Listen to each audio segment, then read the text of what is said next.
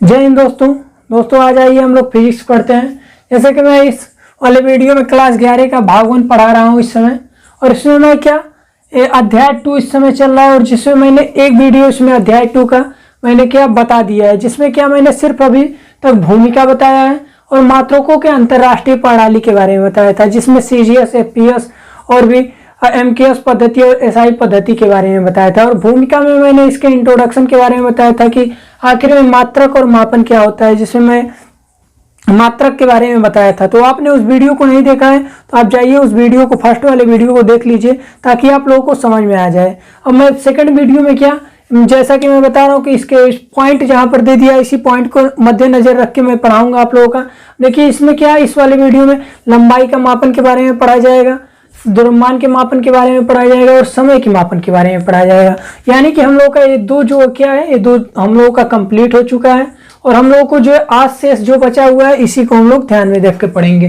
तो देखिए जैसा कि मैं लंबाई के बारे में पढ़ रहा हूँ, लंबाई क्या होती है, किसी भी चीज को हमेशा हम लोग मेजर करते हैं। जैसा कि हम लोग अगर लंबाई को देखा जाए तो हम लोग मीटर में नापते, अगर MKS में देखा जाए तो हम लोग मीटर से नापते थे किसी भी लंबाई को। CGS में देखा जाए तो हम लोग सेंटीमीटर में नापते थे। देखिए FPS को हम लोग क्या, FPS में हम लोग फुट लिखते हैं।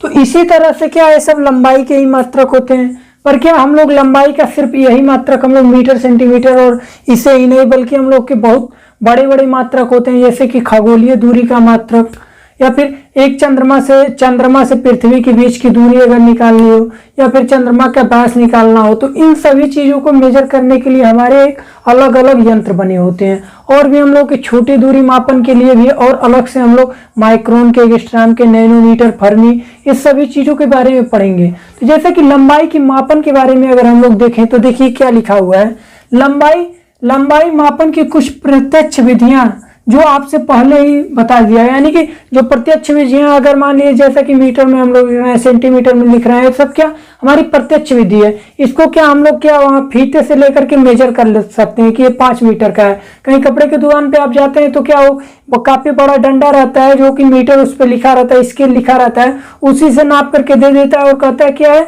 कि 5 मीटर का है या फिर 2 मीटर का है। आपको लंबाई नापनी होती है तो क्या आप तुरंत जाते हैं कहीं स्केल यहाँ पे लगा होता है वहां पर खड़े हो जाते हैं और देख लेते हैं कि हम 5 फुट 3 इंच के हैं, 5 फुट 7 इंच के हैं। तो क्या इससे आपको पता चल जाता है क्या सही प्रत्यक्ष है। और अप्रत्यक्ष में जैसे कि क्या हम लोग खगोलीय दूरी को अगर देखते हैं, चंद्रमा की दूरी देखते हैं, सूर्य की दूरी देखते हैं, क्या है हमारे अप्रत्यक्ष विधि से हम लोग इसको देखेंगे। तो वही कह रहा है, प्रत्यक्ष विधियों से आप पहले से ही परिचित हैं, उसके बारे में पहले से ही जानते हैं। जैसा कि 10⁻³ से 10⁻2 मीटर तक की लंबाई का मीटर पैमाने में उपयोग किया जा सकता है। जैसा कि ये देखिए 10⁻³ से और 10⁻2 तक की अगर कोई भी लंबाई है तो हम लोग उसे क्या मीटर पैमाने से हम लोग उसका उपयोग करके उसे हम लोग ज्ञात कर सकते हैं। पर क्या अगर इससे भी अधिक हो जाए, और देखिए यहाँ पर क्या लिखा है 10⁻⁴। देखिए 10⁻⁴ मीटर अगर लंबाई कोई वस्तु है तो क्या उसे हम लोग वर्नियस कैलिपर्स से देखते हैं। वर्नियस कैलिपर्स क्या होता है, एक यंत्र होता है, इसी के माध्यम से हम लोग इतने यानी कि 10⁻⁴ मीटर की लंबाई की अगर कोई वस्तु है तो उसको हम लोग वर्नियस कैलिपर्स से उसका मेजर करते हैं। और अगर इससे भी 10⁻5 मीटर तक की अगर लंबाई की बात है तो क्या हम लोग उसे स्क्रू गेज का पेचमापी एक होता है जो गोल सर्किल में बना होता है, उससे गोलाकार मापाई का फिर मेजर करने के लिए होता है। तो स्क्रू गेज में पेचमापी द्वारा हम लोग उसका मापन करते हैं। तो इस तरह से हम लोग इन सभी चीजों के बारे में जानते हैं कि 10⁻³ मीटर तक आ जाए, 10⁻3 से 10⁻2 मीटर तक का आ जाए तो हम लोग मीटर का, फिर 10⁻⁴ है तो वर्नियस कैलिपर्स का, और 10⁻5 मीटर की लंबाई की वस्तु है तो हम लोग स्क्रू गेज से निकाल लेते हैं। पर क्या हमारा यहाँ अगर हम लोग यहाँ से चंद्रमा के बीच की दूरी का अगर हम लोग डिस्टेंस निकालना चाहें तो क्या मीटर से निकल पाएगा, या फिर हमारा वर्नियस कैलिपर्स से निकल पाएगा, या फिर स्क्रू गेज से निकल पाएगा। इन सभी के लिए निकालने के लिए क्या, इन सभी से नहीं निकल पाएगा। इन सभी को निकालने के लिए क्या हमारी एक विधि होती है जिसे हम लोग लंबन विधि कहते हैं। देखिए लंबन विधि, इस विधि से क्या हम लोगों का इन सभी चीजों का, दूरियों का क्या मात्रक उसका पैमाना मेजर करके हम लोग निकाल सकते हैं। तो हम लोग क्या इसमें लंबन विधि को देखते हैं कि बड़ी जो लंबन विधि है वो क्या बड़ी दूरी की मात्रक होती है। देखिए दूरियां भी क्या 2 प्रकार की यहाँ पर हो जाएंगे। देखिए एक तो लंबाई अगर मापने की हम लोग बात करें, लंबाई मापने की, तो यहाँ से हम लोग दो भाग में देखेंगे। एक क्या, एक तो बड़ी दूरी मापने के लिए, बड़ी दूरी मापने के लिए जिसके बारे में मैं अभी बताऊंगा, और उसके बाद क्या मैं छोटी दूरियों के बारे में बताऊंगा कि छोटी दूरी किस तरह से, छोटी दूरियों के लिए। अगर छोटी दूरी में क्या हो जाएगा, मान लीजिए परमाणु का व्यास ज्ञात करना है, जैसे कि इलेक्ट्रॉन होते हैं, प्रोटॉन होते हैं, न्यूट्रॉन होते हैं, जैसे कि केमिस्ट्री में आप लोग पढ़ेंगे। इन सभी के परमाणुओं का व्यास ज्ञात करना हो, परमाणुओं की त्रिज्या ज्ञात करनी हो, छोटे छोटे जीवाणु होते हैं उनका हम लोग उसका मेजर करना होता है। तो क्या हम लोग इसमें माइक्रोन, नैनोमीटर और एंगस्ट्रॉम, इन सभी के बारे में पढ़ेंगे। पर क्या बड़ी दूरी के मापन में हम लोग किसको देखेंगे, लंबन विधि को देखेंगे। इन लंबन विधि से बड़ी दूरी की मात्रा यानी कि खगोलीय दूरी के बारे में हम लोग देखेंगे। तो चलिए लंबन विधि के बारे में देखते हैं। अब देखिए, जो लंबाई के मापन में हम सबसे पहले क्या बड़ी दूरियों का मापन के बारे में देखेंगे, जैसे कि ग्रहों के बीच की दूरी, या फिर ताराओं के बीच की दूरी, या फिर उपग्रहों के बीच की दूरी। जैसा कि इसमें क्या बड़ी दूरियों में या फिर लंबन के बारे में हम बताएं तो लंबन क्या होता है, एक ऐसी अप्रत्यक्ष विधि होती है जिसके द्वारा हम लोग किसी भी पैमाने को, बड़े से बड़े पैमाने को देखते हैं। इसमें क्या, अगर मीटर पैमाने का उपयोग करना हो तो ऐसे बड़ी दूरियों के पैमाने में मीटर पैमाने का उपयोग नहीं होगा। ये सबसे ज्यादा जाननी जरूरी है। अब इससे क्या, जो लंबन दूरी या फिर बड़ी दूरी का जो मापन है, इससे क्या हम लोग तारों के बीच की दूरी, उपग्रहों के बीच की दूरी, इन सभी चीज के बीच की दूरी को हम लोग पता कर लेंगे। अब देखिए, हम लोग इसको लंबन पढ़ने से पहले सबसे पहले एक चीज हम लोग प्रैक्टिस करते हैं। उस चीज को क्या हम लोग थोड़ा सा प्रैक्टिस करते हैं, यानी कि प्रयोग करते हैं। उसके बाद हम लोग देखते हैं कि क्या हम लोग सबसे पहले देखेंगे कि अगर हम लोग एक मान लीजिए पेन लेते हैं और पेन को हम अपने नजर के सामने यानी कि अपने एकदम ठीक सामने रखते हैं और एक आंख बंद करते हैं, यानी कि अगर बाईं आंख बंद करना चाहते हैं तो पहले बाईं आंख या फिर दाईं आंख, यानी कि अगर हम बाईं आंख बंद करना चाहते हैं, देखिए दाईं आंख हमने पहले बंद किया और हम बाईं आंख से हम देखते हैं इसको, तो क्या हमारा होगा, ये जो पेन है हमारा यहाँ सीधे दिखाई दे रहा है, यानी कि ये दिखाई दे रहा है। पर क्या जब हम इस बाईं आंख को बंद करेंगे और दाईं आंख को खोलेंगे तो क्या हमारा पोजीशन चेंज हो रहा है। तो पोजीशन चेंज होने से इस पेन में क्या थोड़ा सा परिवर्तन होगा, यानी कि एक बिंदु से देखने पर इस पेन को और फिर उसी पेन को दूसरे बिंदु से देखने पर क्या इस पेन में थोड़ा सा परिवर्तन होगा। इसी परिवर्तन को हम लोग इस लंबन विधि में देखेंगे। यानी कि अगर कोई भी पॉइंट, मान लीजिए कोई पॉइंट यहाँ पर रखा हुआ है और इसको हम इस पॉइंट से देख रहे हैं और फिर उसी के ठीक बराबर में हम लोग दूसरे पॉइंट से यहाँ से देख रहे हैं, क्या ये जो बिंदु है हमारा इसमें कुछ परिवर्तन होगा, इसकी स्थिति में क्या परिवर्तन हो जाएगा। इसी के बारे में हम लोग इस लंबन में पढ़ेंगे। अब देखिए लंबन क्या होता है, इसका पहले हम लोग थोड़ा सा बेसिक जानते हैं। देखिए बेसिक में क्या, इस विधि को किस तरह से हम लोग फाइंड करेंगे, किस तरह से इसके सूत्रों को निकालेंगे जिसे हम लोग लंबन कोण कहते हैं।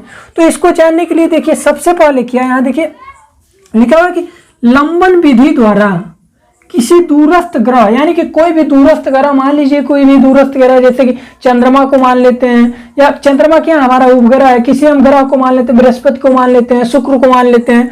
दूरस्थ ग्रह यस की दूरी मान लीजिए एस जो है वो हमारा एक ग्रह है और उसकी दूरी क्या है, टी है। ज्ञात करने के लिए हम सबसे पहले क्या करते हैं, पृथ्वी पर दो बिंदु, यानी कि पृथ्वी पर से ही हम किसी चीज को देखेंगे। पृथ्वी के किन्हीं दो बिंदु मान लीजिए ए और बी से हम लोग उस वक्त एक ही समय में, मान लीजिए जिस समय में हम ए को देखते हैं और वो ठीक उसी समय हम लोग बी से उस उपग्रह को हम लोग देखेंगे जिसके बीच की दूरी क्या है, डी है। उसको देखते हैं तो क्या वहां पर एक एंगल बनता है, यानी कि वहां पर जो कोण बनेगा डेल्टा, यानी कि कोण ए एस बी जो, यानी ए एस बी जो हमारा कोण बन रहा है वही हमारा क्या हो जाएगा, लंबन कोण हो जाएगा। तो इसके बारे में पहले हम सबसे पहले क्या, हम आप लोगों को फिगर के द्वारा आप लोगों को समझाते हैं। देखिए कोई बिंदु हमारा, यानी कि कोई ग्रह हमारा क्या है, यहाँ पर यस कोई हमारा ग्रह है। सबसे पहले हम लोग यस एक ग्रह मानेंगे। और क्या हम लोग यहाँ पर मान लीजिए हम यहाँ पर पृथ्वी से देख रहे हैं, पृथ्वी की एक बिंदु यानी ए से हम लोग देखते हैं।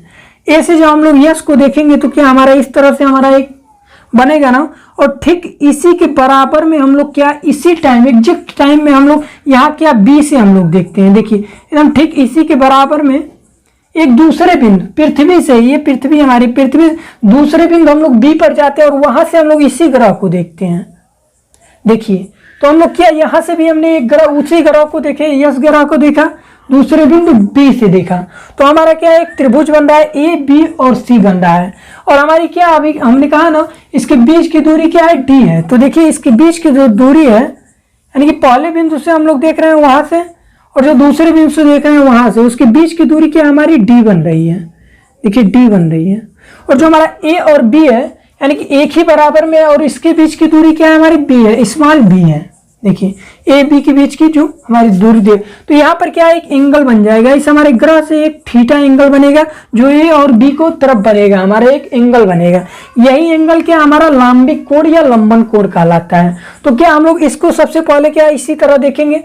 देखिए यहाँ पर हम लोग क्या लिख सकते हैं, ए एस बराबर S B equal to D हमारा हो जाएगा। जैसा कि ए और एस और बी का दोनों का हम लोग का डिस्टेंस क्या है, डी है। और हमारे यहाँ पर देखिए ए और बी बराबर क्या हो जाएगा, ए बी बराबर हमारा बी हो जाएगा, जो कि यहाँ से हमारा ए से बी तो क्या दूरी है हमारी। और यहाँ पर हमारा एक कोण बन रहा है, देखिए डेल्टा ए एस बी, जो ए एस बी जो बन रहा है यही हमारा क्या हमारा जो थीटा बन रहा है ना, ये हमारा एक एंगल बन जाएगा। अब इसी त्रिभुज में डेल्टा ए यानी कोण ए एस बी में हम लोग देखेंगे और इसको डिफाइंड करेंगे। तो हम लोग जानते हैं किसी भी मान लीजिए कोई भी पृथ्वी से या फिर पृथ्वी से जिस ग्रह की जो दूरी हम लोग देख रहे हैं वो दूरी क्या बहुत अधिक दूरी होती है। क्या यही तो पास में तो है नहीं, बहुत अधिक दूरी है। मान लीजिए चंद्रमा को ही देख लीजिए, हमारे पृथ्वी से कितना दूर पे है, काफी ज्यादा दूर पे है। बृहस्पति को देख लीजिए, बृहस्पति भी काफी दूरी पर है। तो ये सब ग्रह क्या हम लोगों के पृथ्वी से काफी दूर पर होते हैं। तो इनके जो बीच का जो डिस्टेंस है, और जो हमने अभी क्या ए से बी तक की मानी थी, यानी कि पृथ्वी पर मान लीजिए पृथ्वी है, वहां से कितना दूर पे हम लोग ए और बी, यानी कि ए और बी यहीं से मान सकते हैं। पर इसकी जो मेजर करने की हमारी डी जो है वो काफी बहुत दूरी है, इसकी अपेक्षा इस बी वाले की अपेक्षा डी काफी ज्यादा बड़ा है। क्या कि हम कह सकते हैं इस तरह से, देखिए हम यहाँ पर आप लोगों को बता रहे हैं, देखिए यहाँ पर हम आप लोगों को बता रहे हैं कि जो डी हमारी है वो काफी ज्यादा बड़ी है, किसकी अपेक्षा में, हमारी स्मॉल बी की अपेक्षा में। तो हम लोग इसको इस तरह से लिख सकते हैं, बी अपॉन डी क्या हम लोग का बहुत कम है, लेस देन बहुत, एक से भी बहुत कम है। यानी कि जो बी है, यानी कि ए और बी के बीच की दूरी है वो डी से बहुत ही कम है, यानी कि डी बहुत ज्यादा है। तो हमारे यहाँ पर क्या हमारा जो थीटा है वो बहुत छोटा होगा, यानी कि जो थीटा है यहाँ पर लिखेंगे थीटा, तो थीटा का मान बहुत छोटा होगा। क्या हम लोग को उसी तरह पता चल जा रहा है कि डी कैपिटल बड़ा है और स्मॉल भी बहुत छोटा है, तो हम लोग का क्या थीटा बहुत ही छोटा होगा। अब क्या ऐसी दशा में क्या हो जाएगा, ए बी जो है हमारा, यानी कि ए बी को केंद्र, यानी कि केंद्र और त्रिज्या डी हमारी क्या हो जाएगी, उसकी इक्वल में हो जाएगी। यानी कि और जो ये हमारा ए और बी है वो हमारे एक चाप बन जाएगा। तो यहाँ से देखेंगे ऐसी दशा में लिखेंगे हम लोग थोड़ा सा,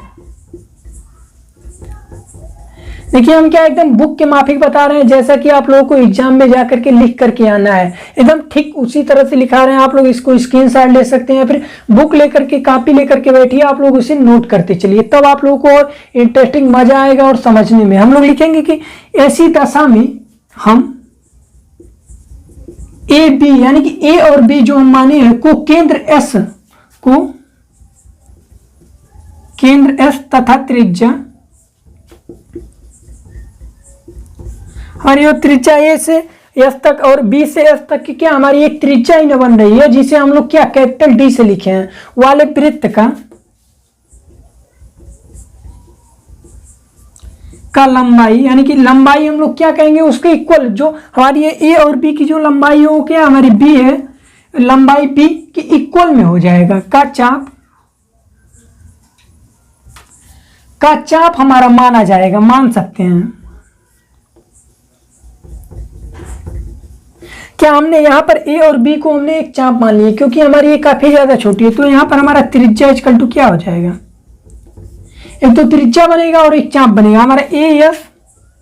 देखिए ए एस और बी और एस हमारा क्या हो जाएगा, ये हमारे चाप हो यानी कि त्रिज्या हो जाएंगे, और चाप हमारा क्या होगा, देखिए ए और बी क्या है हमारा, ए बी इक्वल टू क्या है, ये हमारा चाप हो जाएगा। तो इस तरह से आप लोगों को ये समझ में आ रहा है। तो हमारा क्या यहां से एक सूत्र बन जाएगा, और हम लोग उसी सूत्र को हम लोग देखेंगे। तो मैं यहां पर बता रहा हूं आप लोगों को, यहाँ पर क्या हम जो ए बी देख रहे हैं वो हमारा क्या कहला रहा है, यहाँ ए बी हमारा क्या चाप हो जा रहा है, जिसका मान हमारा बी है। और जो हमने यहाँ पर त्रिज्या निकाला था ए एस और बी एस, वो हमारी क्या त्रिज्या है, जो क्या है हमारी डी है। तो यहाँ कैपिटल डी है, देखिए ये तो यहां से एक सूत्र हमारा बन के आ जाएगा, देखिए B equal to D theta,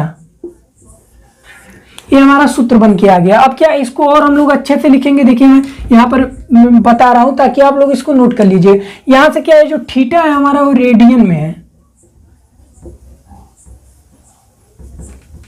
theta हमारा रेडियन में। अब क्या इसको हम लोग पाठांतर कर देंगे तो यहां से हमारा निकल के चला आएगा थीटा इक्वल टू क्या हो जाएगा हमारा, यहां से B अपॉन डी हो जाएगा, देखिए B अपॉन डी हो जाएगा। यानी कि अगर हम लोग कह सकते हैं कोण बराबर क्या होता है, चाप बटे त्रिज्या होता है, वही वाला फार्मूला हमारा यहाँ पर आ गया। पर क्या इसमें क्या हमने किस तरह से प्रोसेस करके लगाया, इस प्रोसेस को आप लोगों को ध्यान में देना है। यहाँ पर हम लोग क्या लिख सकते हैं, इसको कोण बराबर क्या होता है, चाप बटे त्रिज्या हम लोग जानते हैं ना। फाइनली वही चीज हमारा बन के आ रहा है, क्योंकि B को हमने चाप माना है और D हमारी त्रिज्या है। तो इस तरह से क्या हमारा ये जो सूत्र फाइनली बन के आया है theta equal to B upon D, यही इसी से क्या हम लोग लंबन कोण की विधि से किसी भी चीज का हम लोग मेजर करेंगे। और इस पे क्या इस वाले सूत्र पे क्या काफी ज्यादा न्यूमेरिकल दिए हुए हैं। उस न्यूमेरिकल को मैं अगले वीडियो में क्या किया, यानी कि जब न्यूमेरिकल का सिर्फ एक्सरसाइज लेकर आऊंगा, न्यूमेरिकल का एक्सरसाइज, तो उसमें क्या मैं आप लोगों को बता दूंगा। अब देखिए अगले टॉपिक की तरफ बढ़ते हैं। अगला टॉपिक हमारा क्या है, द्रव्यमान का मापन। द्रव्यमान को किस तरह से मेजर करेंगे इसके बारे में हम बताते हैं। अब देखिए दूसरा क्या द्रव्यमान के बारे में, तो द्रव्यमान क्या बेसिक हम लोग द्रव्यमान को किससे, किग्रा में नापते हैं। जैसा कि किसी भी फार्चून की दुकान पे हम लोग जाते हैं तो क्या कहते हैं कि 1 किग्रा या फिर 2 किग्रा चावल दे दिए, 4 किग्रा चावल दे दिए, तो क्या हम लोग किग्रा में नापते हैं। एक या MKS या फिर SI हम लोग बोल सकते हैं। पर क्या हम लोग को बहुत छोटा, अगर मान लीजिए बहुत छोटा अगर नापना हो, किसी भी कोई भी द्रव्यमान है बहुत छोटा नापना हो या फिर बहुत अधिक नापना हो, तो क्या हम लोग को इस सब चीजों को नापने के लिए एक अलग तरीके से हम लोग मेजर करते हैं। तो द्रव्यमान को भी हम लोग दो तरह से नाप सकते हैं। देखिए अगर बहुत बड़ा द्रव्यमान हो तो क्या हम लोग उसको किस तरह से नापेंगे, और बहुत छोटा द्रव्यमान हो तो उसको किस तरह से नापेंगे। देखिए बहुत भारी द्रव्यमान हो, भारी द्रव्यमान के लिए हम लोग कौन सा मेथड अपनाएंगे, ग्रेविटेशनल मेथड। एक ग्रेविटेशनल मेथड क्या, इससे क्या बहुत भारी वस्तुओं का हम लोग मेजर करते हैं कि उसको किस तरह से नापते हैं, इस वाले मेथड में देखेंगे। और क्या ये जो अगर छोटी दूरी को मान लीजिए बहुत छोटी कोई वस्तु है, छोटा द्रव्यमान के लिए ये छोटा द्रव्यमान है उसके लिए मास स्पेक्ट्रोग्राफ का उपयोग करेंगे। ये दो विधियां हैं, यानी कि इस द्रव्यमान को मापने के लिए क्या हमारी दो विधियां होती हैं, ग्रेविटेशनल मेथड और मास मेथड। इस तरह से हम लोग इसको किसी भी द्रव्यमान को हम लोग माप सकते हैं। पर क्या इस मेथड के डिटेल के बारे में हम नहीं देखेंगे, क्योंकि इस बुक में NCERT के बुक में इसके डिटेल के बारे में नहीं दिया हुआ है, सिर्फ इसे द्रव्यमान के मापन के बारे में समझा दिया है, उसके बारे में देखेंगे। अब जैसा कि हम लोग जानते हैं कि बहुत छोटे मात्रक में हमारे क्या हो जाएंगे, जैसे कि इलेक्ट्रॉन का अगर हम लोग जैसा कि केमिस्ट्री में पढ़ते हैं, इलेक्ट्रॉन, प्रोटॉन और न्यूट्रॉन का पूछता है ना कि इसका द्रव्यमान बताइए, इसका क्या इलेक्ट्रॉन का द्रव्यमान कितना होगा, प्रोटॉन का द्रव्यमान कितना होगा, न्यूट्रॉन का द्रव्यमान कितना होगा, इलेक्ट्रॉन का द्रव्यमान क्या है, 1 जो भी होता है, इसके बारे में आप लोग काफी ज्यादा पढ़ते आए हैं। तो इन सभी छोटे छोटे द्रव्यमानों के बारे में पढ़ता है। तो हमने केमिस्ट्री में भी पढ़ा था AMU, कि AMU एक AMU बराबर क्या होता है, इसके बारे में हम लोग देखेंगे। तो आइए इसके डिफिनीशन को किस तरह से लिखना है द्रव्यमान के मापन के, इसके बारे में हम लोग जानते हैं।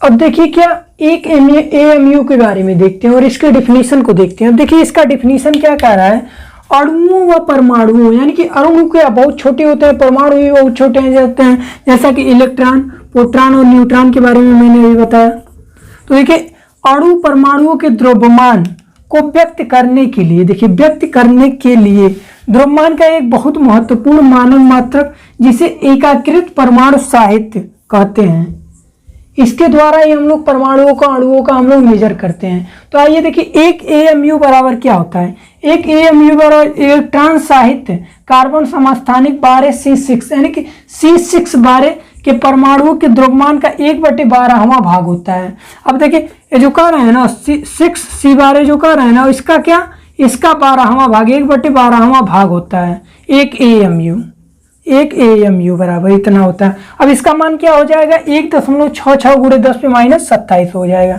देखिए 1.66 × 10⁻27 हो जाएगा एक AMU बराबर। एक कार्बन C6 12 का हमारा क्या हो जाता है, ये 1/12वां भाग होता है।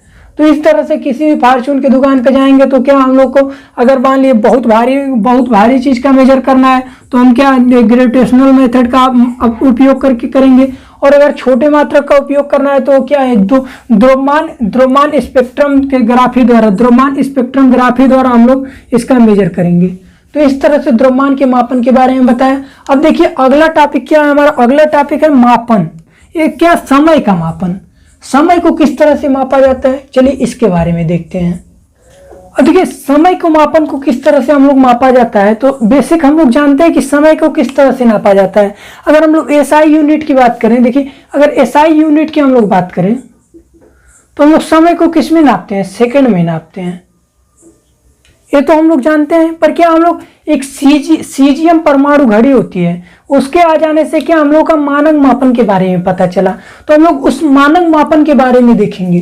तो मानक मापन क्या कहता है, सीजीएम घड़ी क्या कहती है, तो देखिए क्या सीजीएम परमाणु, देखिए लिखा हुआ है सीजीएम परमाणु घड़ी में 1 सेकेंड यानी कि 1 सेकेंड सीजीएम 133। देखिए इस बात को आप लोगों को गौर करना होगा कि सीजीएम 133 परमाणुओं के निम्नतम ऊर्जा के 2 अति सूक्ष्म स्तरों के मध्य संक्रमण के तदानुरूपी विकरणों में 99192631770 कंपन, यानी कि इतना बार उस जो अति सूक्ष्म जो हमारा ये सीजीएम परमाणु घड़ी है उसमें इतना बार कंपन होता है। किसके वजह से, ये जो कह रहा है ना देखिए 2 अति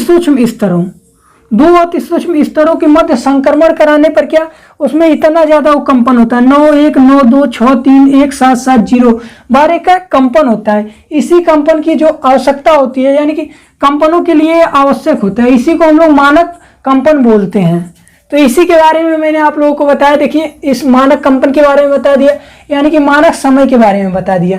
तो इस तरह से क्या है, आज हम लोग का ये जो तीनों टॉपिक था, लंबाई का मापन, द्रव्यमान का मापन और समय का मापन, इन सब चीजों के बारे में बता दिया। देखिए कुछ द्रव्यमान के परास दिए हुए हैं बुक में, देखिए द्रव्यमान का परास दिया हुआ है, द्रव्यमान का परास, इसके बारे में आप लोग जान लीजिएगा, तो उसको देख लीजिएगा। द्रव्यमान का परास कहने का क्या मतलब, परास का मतलब क्या होता है, सबसे बेसिक बात यानी परास का मतलब क्या होता है, परास का मतलब होता है रेंज, यानी कि किस उसका रेंज क्या है। मान लिया पृथ्वी का रेंज पूछ रहा है, पृथ्वी का परास पूछ रहा है, या फिर किसी भी ग्रह का परास पूछ रहा है, या फिर पृथ्वी से बीच की दूरी पूछ रहे हैं, इन सभी के बारे में एक लिस्ट आप लोगों को बना करके दिया हुआ है। द्रव्यमान का कितना परास होता है, पृथ्वी के द्रव्यमान का कितना परास होता है, चंद्रमा के द्रव्यमान का कितना परास होता है, तो इन सभी के बारे में क्या आप लोग उसको देख लीजिएगा। आप अगला टॉपिक जो हमारा है त्रुटियों के बारे में, यानी कि किसी भी चीज को यथार्थता के बारे में और परिशुद्धता के बारे में, उसके बारे में मैं नेक्स्ट वीडियो में लेकर आऊंगा, क्योंकि वीडियो लंबा हो रहा है। तो आप लोग क्या वीडियो को लाइक शेयर और सब्सक्राइब कर दीजिए,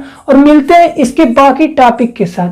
यानी एक चैप्टर जो हमारा 2 चल रहा है, इसमें जितने टॉपिक अभी छूटे हुए हैं इसके बारे में मैं आप लोगों को नेक्स्ट वाले वीडियो में बताऊंगा। तो आप लोग चैनल को लाइक शेयर और सब्सक्राइब कर दीजिए। मिलते हैं अगले वीडियो में। धन्यवाद दोस्तों।